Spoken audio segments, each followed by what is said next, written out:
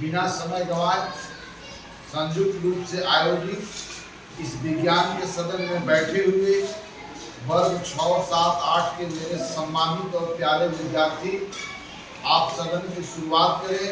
जोरदार तालियों से।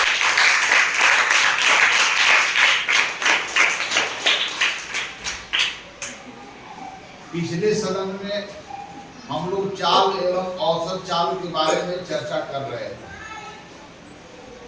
पर किसी कारणों से औसत चाल और चाल के ऊपर परिचर्चा में जितनी बात कही जानी थी, समयाभाव के कारण हम नहीं कर सके। और आप सब प्यारे विद्यार्थियों का यह अनुरोध रहा कि सर औसत का जो वास्तविक अर्थ है उसे पूरी तरह से हम लोग समझ नहीं पाए।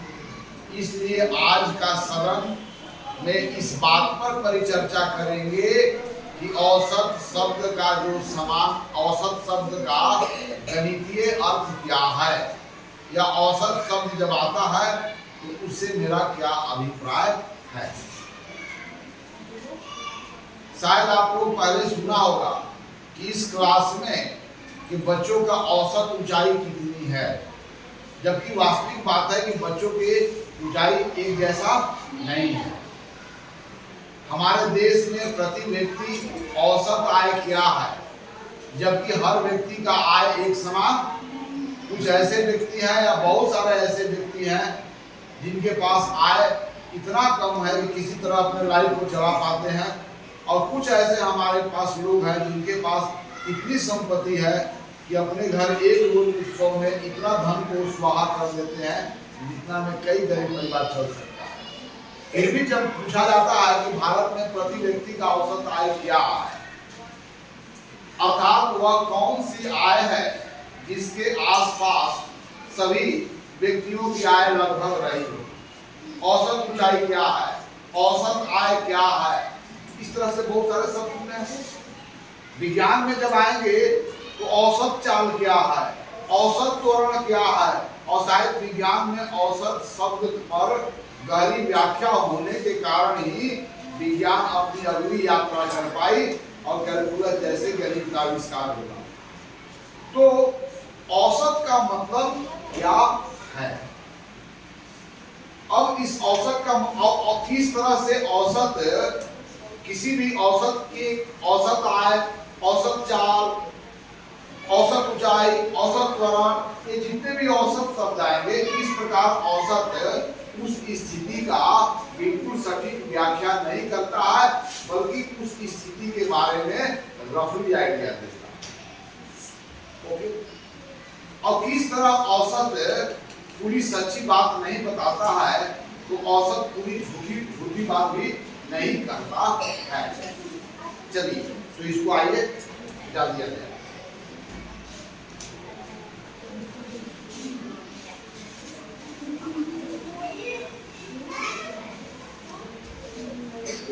तो औसत का सामान्य अर्थ क्या है? लगभग।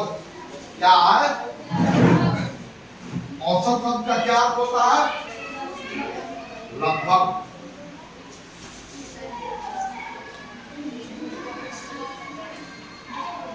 अब औसत का हम प्रयोग कब करते हैं और क्यों वहां पर औसत जैसा सिद्ध हमारे पास आता है, इस बात को हम समझने के लिए हम कुछ एक्टिविटी करते हैं। देखिए, ये माचिस के खाली डिब्बे हैं। ऐसी मुहावरा है, तुम तो कुछ भी नहीं हो यार, तुम खाली माचिस के डिब्बे हो। अर्थात माचिस के डिब्बे का कोई महत्व नहीं है। लेकिन आज इस गतिविधि में मैं कहना चाहता हूँ, इस खाली माचिस के डिब्बे भी बड़े बड़े ज्ञान को जो है निर्माण करने में हमारी मदद करता है। इसलिए खाली डब्बा भी महत्वहीन नहीं है, बल्कि महत्वपूर्ण। आइए अब इस खाली डब्बों के द्वारा हम एक स्थिति का वर्णन करेंगे। देखिए, हमारे पास 3 छात्र हैं, राइट? जिसमें 2 छात्र, तो 3 छात्र हैं, तो तीनों छात्रों से मेरी गहरी लगाव होने के के कारण स्कूल से बाहर वो अध्ययन पर कितना समय देते हैं रोज रोज, इस बात की हमें जानकारी लेनी है। तो पहला छात्रा कौन है? रिमझिम। रिमझिम आ जाओ। अब इनके बारे में हमको जानना है कि रोज रोज अध्ययन के ऊपर कितना समय गवाते हैं या कितना समय का उपयोग करते हैं। अब आइए, संडे के दिन इनका घर पर गया। पहले 21 निकालो तो 21 निकालो, 21 निकालो, इधर करते हम निकालते हैं, यहाँ तक ही जाओ। अब संडे के दिन इनके घर पर गया क्या, और इनको देखा कि संडे के दिन यह 2 घंटा पढ़ने पर समय दिया। जब इनके यहाँ मंडे को गया तो मंडे को देखा कि यह 3 घंटा समय दिए। ओके, अब यहां पर इन्होंने अगले दिन 5 घंटा का समय दिया। यह वास्तविक इनका डेटा है। फिर नेक्स्ट डे यह 1 घंटा का समय देते हैं। फिर यह अगले दिन यह पाया गया कि एक कितना करो, पंखा बंद करो, पंखा बंद करो।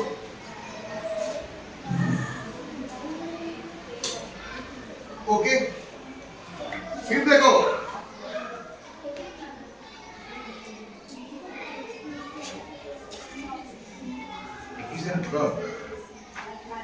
देखिए इनकी 1 हफ्ता का रिकॉर्ड हम सबों ने इकट्ठा किया। तो संडे के दिन इन्होंने कितना कितना अध्ययन पर समय दिया था? 2 घंटा। फिर अगले दिन कितना दिया? 3 घंटा। फिर नेक्स्ट डे कितना दिन दिया? 5 घंटा। शायद 5 घंटा उस दिन इसलिए दिया है ना कि देख ले कि हमारा सर जी पता करते हैं, इसलिए थोड़ा सा दिखाया सर को कि हम ज्यादा पढ़ते हैं। लेकिन सर एक दिन इनके पास नहीं आए तो क्या इनको देखा गया कि उस दिन कितना दिए? 6 घंटा। फिर कितना दिए? 4 घंटा। इस तरह से एक सप्ताह में अलग अलग दिन में इनके द्वारा अध्ययन पर दिया गया वास्तविक समय है। ये आपके सामने है ना? चलिए 21 निकालो।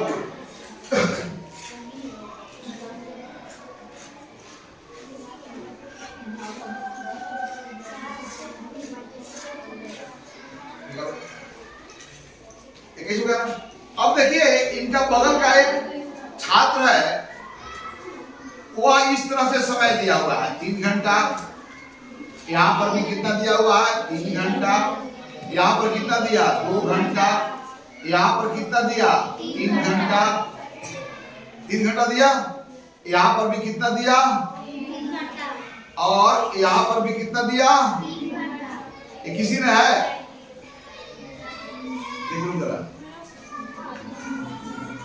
कैसे ना? और यहाँ पर दिया 4 घंटा। ये किसी है ना? 4 3 7 3 10 3 13 2 15 15 3 18 18 2 20 21। देखिए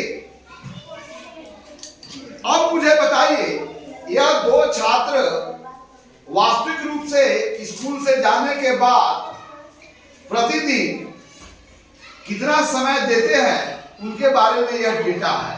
अब इस डेटा के द्वारा आप मुझे बताओ कि कौन ज्यादा पढ़ाई के प्रति अच्छा समय देता है। क्या इनके डेटा इनके पढ़ाई के बारे में अलग अलग प्रकार की सूचना नहीं दे रहा है? चलिए अब यहां पर एवरेज की बात हो गई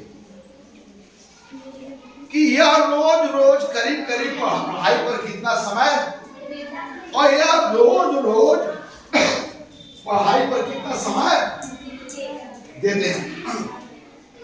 अब देखिए इन्होंने 1 हफ्ता तक कितना समय दिया और समय को 7 दिनों में हम बराबर बराबर बांट करके हम यही पता करेंगे कि इनके द्वारा लगभग रोज रोज कितना समय दिया जाता है। अब इनको पता करने के लिए चलो बोलो, पहला इनके सभी डेटा का जो है या जितने भी डेटा है या ये इसके आउटकम है, इस आउटकम का पूरा जोड़ लेंगे समेशन सम को और इस 7 दिनों में बराबर बराबर बांटेंगे। अर्थात यहाँ पर जो औसत होगा, माने औसत के मतलब प्रतिदिन, औसत के मतलब कि प्रतिदिन दिया जाने वाला लगभग समय, दिया जाने वाला समय, दिया जाने वाला कैसा समय, लगभग, अर्थात प्रतिदिन करीब करीब कितना समय देता है, इस बात को हमको जानकारी लेना है। तो इसके कुल समयों के योग को हम 7 बराबर भाग में बांटेंगे, क्योंकि 7 रोज हम लोग ऑब्जर्वेशन लिए तो 7 को हमारा नंबर ऑफ ऑब्जर्वेशन 7 है और फर्स्ट ऑब्जर्वेशन का कितना आवर है, 2 आवर, सेकेंड ऑब्जर्वेशन कितना है। तो यहाँ पर जो औसत समय होगा प्रतिदिन, औसत समय की मतलब प्रतिदिन अध्ययन पर लगभग कितना समय दिया जा रहा है, इस बात के लिए सभी को जोड़ोगे तो कितना कितना बोलो, और पहला कितना बोलो, 2 प्लस 3 प्लस 5 प्लस 1 प्लस 4 3 फिर 3, फटाफट जोड़ लो कितना हो गया, यस। तो 7 दिन में इन्होंने पढ़ाई पर कुल कितना समय दिया, 21 घंटा। अब कुल समय को यह 7 दिन में दिया जाने वाला समय ना है, तो प्रतिदिन अर्थात इसमें हम 7 से भाग करेंगे और 7 से भाग करेंगे तो यहाँ पर क्या उत्तर आएगा, 3 घंटा। अब 3 घंटा, अब हम कह रहे हैं कि वह औसतन 3 घंटा प्रतिदिन अध्ययन पर समय व्यतीत करते हैं। क्या वास्तव में 3 घंटा करते हैं? कभी 2 घंटा किया, कभी 3 घंटा किया, कभी 5 घंटा किया, कभी 1 घंटा किया, कभी क्या हुआ। लेकिन यहाँ पर औसत से यह पता चलता है कि यही एक ऐसा समय है जिस समय के वास्तविक समय इस समय के थोड़ी आगे है या थोड़ा, अर्थात यहाँ पर अलग अलग बहुत सारे वैल्यू है, 2 है, 3 है, 5 है, 1 है, 4 है, 3 है, 3 है। तो ये बहुत सारे जो हमारे वैल्यू है, इस वैल्यू के बदला में आप एक सिंगल वैल्यू को ले रहे हो और वह कौन है, 3। वास्तव में रोज रोज इस प्रकार समय व्यतीत किया गया है, लेकिन औसत की जब बात आती है तो आप ये कह रहे हो कि लगभग वह 3 घंटा समय व्यतीत किया है।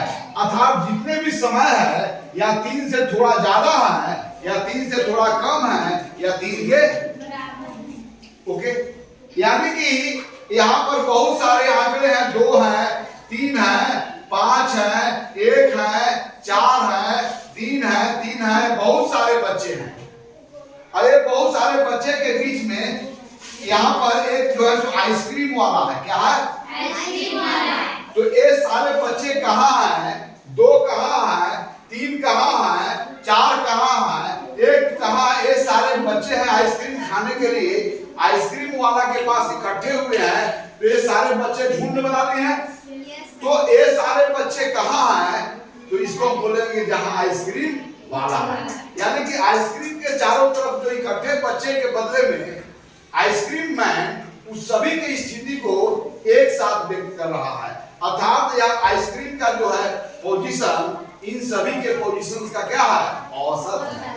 यहाँ पर भी अलग अलग समय दिया गया है, लेकिन हम मजबूर हैं कि कोई एक ऐसा संख्या बतावे जो उन संख्याओं के करीब करीब हो।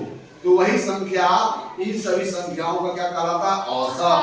अर्थात औसत में क्या कर रहे हैं कि जो हमारा आउटकम प्राप्त हुआ ऑब्जर्वेशंस का, उस सभी आउटकम को आप जोड़ करके और इनके बीच में बराबर बराबर बांट दे रहे हैं, जबकि वास्तव रूप में कुल योग इन 7 जगहों पर बराबर बराबर बटे हुए, फिर भी हम बांट दे रहे हैं। अब चलिए इनका देखते हैं जरा, इनका एवरेज क्या है, इनके बारे में आपको क्या करना है।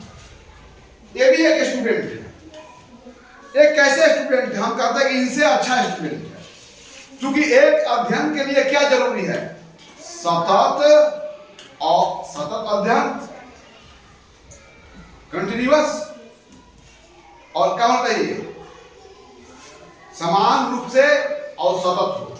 सतत के मतलब होता है कि यहां पर देखिए इनका 3 3 2 3 3 3 4, तो ये जो है इनकी पढ़ाई जो है 3 घंटा के आसपास बराबर रही है।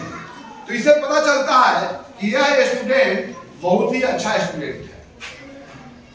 लेकिन इन स्टूडेंट के द्वारा 2 घंटा फिर वह 3 घंटा हो सकता है कि एक्साइट हो गई हो, या बाप माँ के नजर में अच्छा दिखाने के लिए कॉपी पन्ना के साथ चिपक करके 5 घंटा किसी तरह समय को, और यहाँ पर टारगेट रहा होगा कि हमको कोई रिकॉर्ड कर रहा है तो हम दिखाएंगे। और फिर अगले दिन जब इन पर से निगरानी हट गई तो अपने आगे पुराने चाल में और चुपचाप 1 घंटा दिए। फिर अगले दिन लगा कि कोई हमको देख रहा है तो इन्होंने समय बढ़ा दिया। लेकिन इनके अध्ययन पर समय जो है वो क्या है, स्थिर है, ये थोड़ा बढ़ जा रहा है या थोड़ा घट जा रहा है। लेकिन यहाँ पर दिया जाने वाला समय में बहुत बड़ा अंतर है, जो इस बात को दर्शाता है कि यह अच्छे छात्र नहीं है। लेकिन इनका रोज रोज करीब करीब कितना समय गवाते हैं, तो इसका भी आंसर है 3 आवर। और यहाँ पर इनके द्वारा भी रोज रोज कितना समय गवाया जाता है, इसका भी क्या आंसर आएगा, क्योंकि सबको हम लोग जोड़ेंगे तो इनका भी क्या आएगा।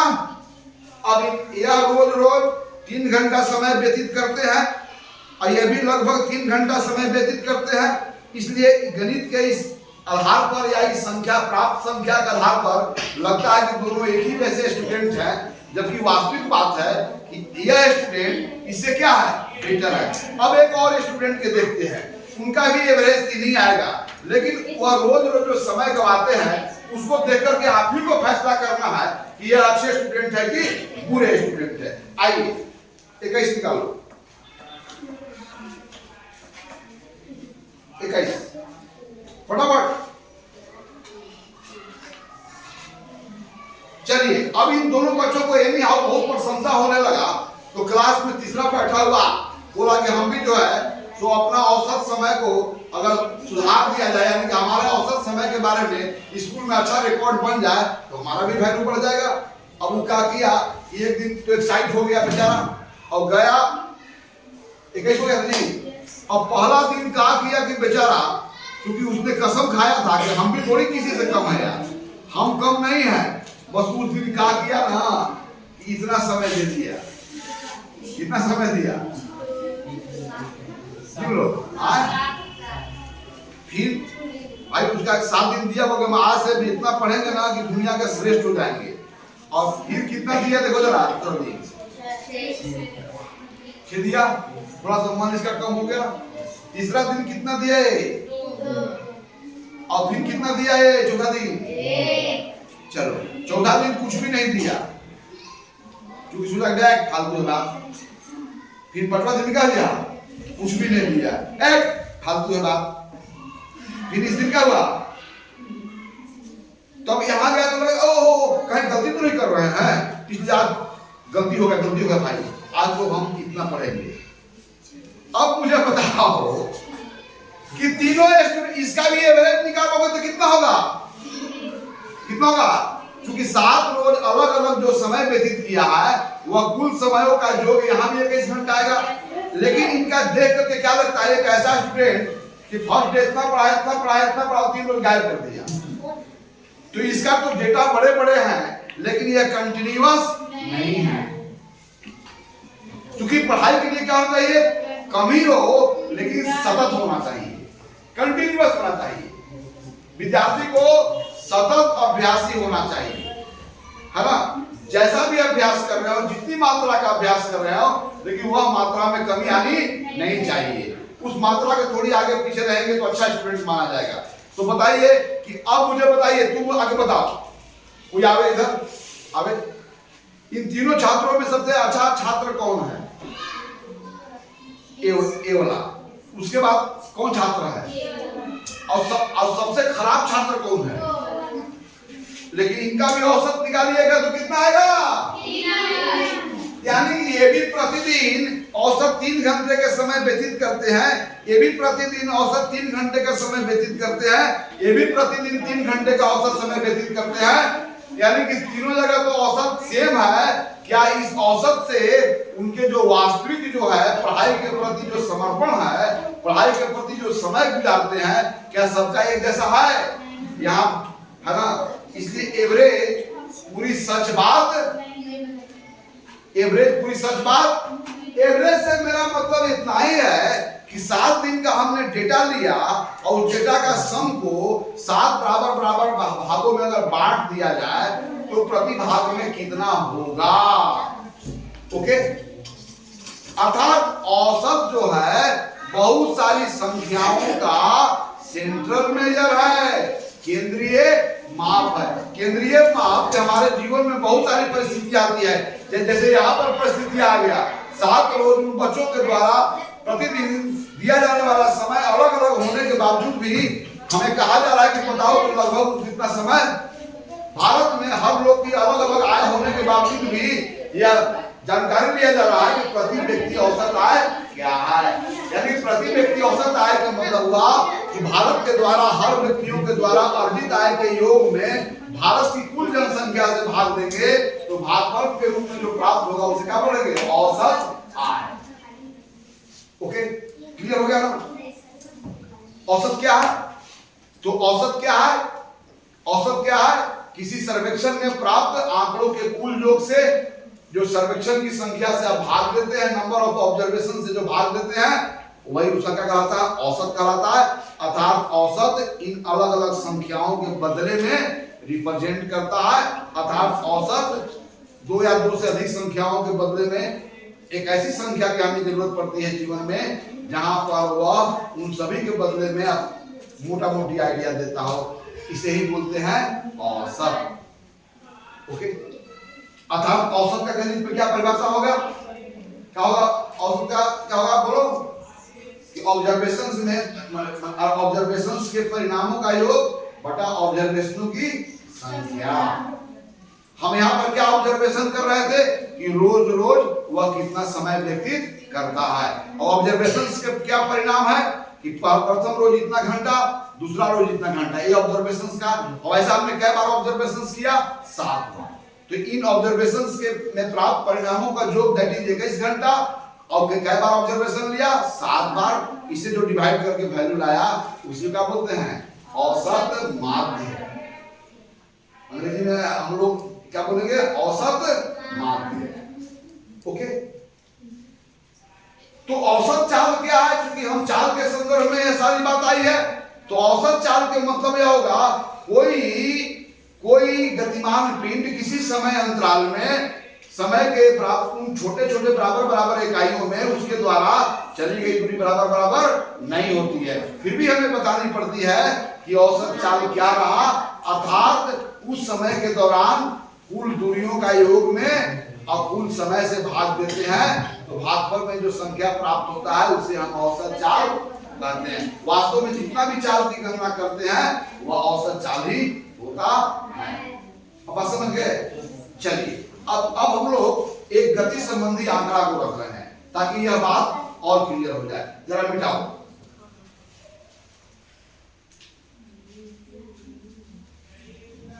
आज हम लोग उस एक्टिविटी को नहीं करेंगे। कल का एक्टिविटी याद है? आज सीधे उस आंकड़ा को हम बोर्ड पर रखेंगे और फिर हम सब मिलकर के एनालाइज करेंगे। चलो, मान लो कोई वस्तु एक सरल रेखा पर गतिमान है। ओके, मान लो कोई वस्तु एक सरल रेखा पर गतिमान है। अब 9:20 हमारा घड़ी में जब 9:20 हो रहा था तो अपने वो आरंभिक स्थिति में था। इसको इनिशियल पोजीशन मान लिया। अब यहाँ पर हर 5-5 मिनट पर हम रिकॉर्ड प्राप्त करते हैं कि अपने मूल स्थान से कितना दूर यह गया। पहले रिकॉर्ड लेते हैं।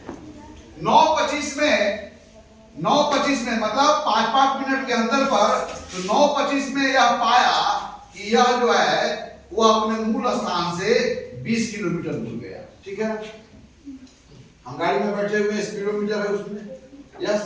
फिर अगला बार घड़ी लेकर के बैठे हुए हैं तो 9:30 में जब हमने रिकॉर्ड किया तो क्या पाया कि वह जो है